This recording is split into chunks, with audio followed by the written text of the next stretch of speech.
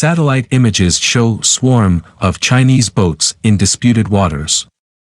Tensions in the South China Sea are threatening to boil over as satellite images appear to show a swarm of Chinese vessels occupying disputed waters off the coast of the Philippines.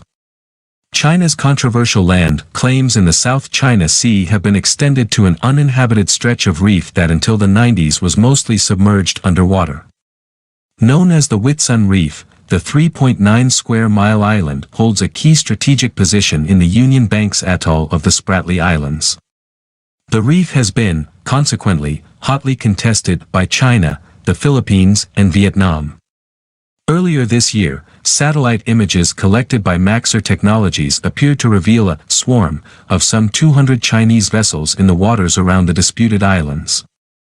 Following mounting pressure from authorities in Manila, the Chinese fleet dispersed from the region in April. Satellite images, however, appear to show the bulk of China's fleet sailed some 125 miles east to the Iroquois Reef. The moves sparked another wave of protest from Manila, with the Philippine Department of Foreign Affairs to file complaints against the Chinese regime. Teodoro Locsin Jr., Secretary of Foreign Affairs for the Philippines, justified his decision citing the continued presence of Chinese fishing vessels in vicinity of the reef.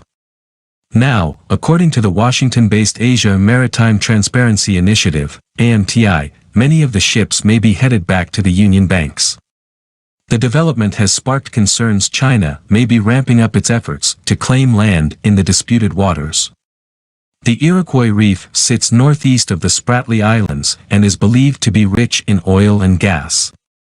The AMTI said in a recent report, recent imagery shows that the number of ships at Iroquois has fallen since the Philippine protest, but it also suggests that many of those vessels likely headed back to Union Banks, where numbers are now reaching the levels seen in March.